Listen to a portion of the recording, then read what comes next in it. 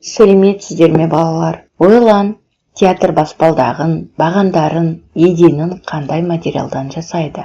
Бұл материал мәрмәр деп аталады. Мәрмәр мықты, қатты, суда ерімейді.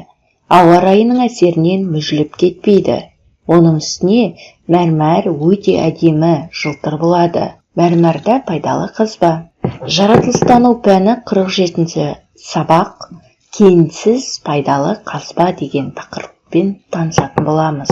Бүгінгі сабақтың оқу мақсаты пайдалы қазбаларды сақтау және үнемді қолданудың жолдарын ұсыну. Зерттеу әдісін таңдау себебін және артықшылығы мен кемшілігіне негізінде таңдау себебін түсіндіру.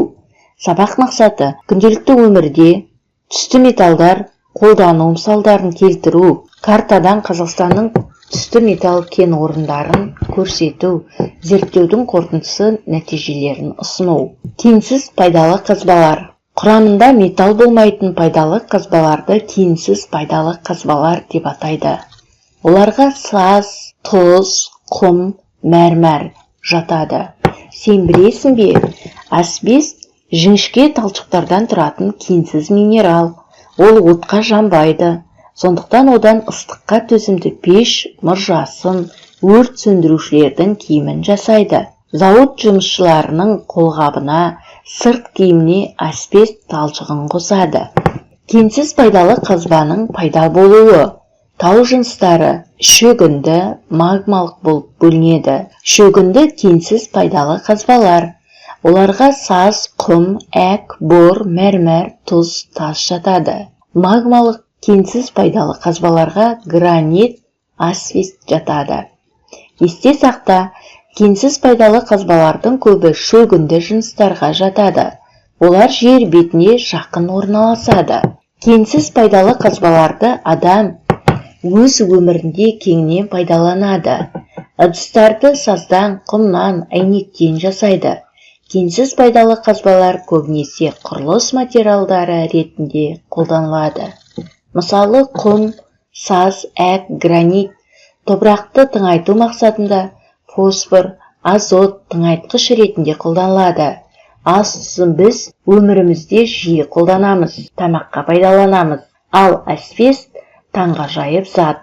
Табиғаттан ол талшықты жіп ретінде алынады. Асбесттен мата жасауға болады. Ондай мата отқа жанбайды. Сондықтан одан өрт сөндірушілердің киімі тігіледі. Кенсіз пайдалы қазбаларға асыл тастар да жатады. Саз, асбест, фосфор, құм. Саз бен құм. Саз жұмсақ тау жынысы. Күйдіріп кептірілген саздан жасалған бұйымдар тастай берік болады. Кез келген пішінде жақсы сақтайды. Саздан кірпіш, плитка, цемент, керамикалық құбыр, бояу, фарфор, фаянс сияқты өнімдер жасалады. Алғашқы фарфор 620 жылы Қытайда жасалған. 1000 жылдан астам уақыт бойы өндіріс әдісі құпия сақталып келді.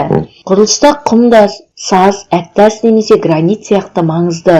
Ол бетон, темірбетон, темір және автомобиль жолынан балласт жасау үшін әрі платина мен дамба жасағанда пайдаланатын материал. Таза кварц құмнан және арнайы қоспадан терезе әйнегі, ыстыққа төзімді химиялық ыдыстар, хрусталь және тағда басқа бұйымдар жасалады. Кенсіз пайдалы қазбалардың шартты белгілері. Картамен жұмыс. Ас тұзының ең ірі кен орны Қызылорда облысы. Арал ауданы Жақсықылыш кентінде орналасқан. Фосфорит фосфордың көзі болып саналады және Қаратау тауларында өндіріледі. Мұғалжар тауларының магмалық жыныстарынан асбест түзіледі. Сондықтан Қостанай облысының Жітіқара қаласында асбест өндіріледі. Сәйкестендір.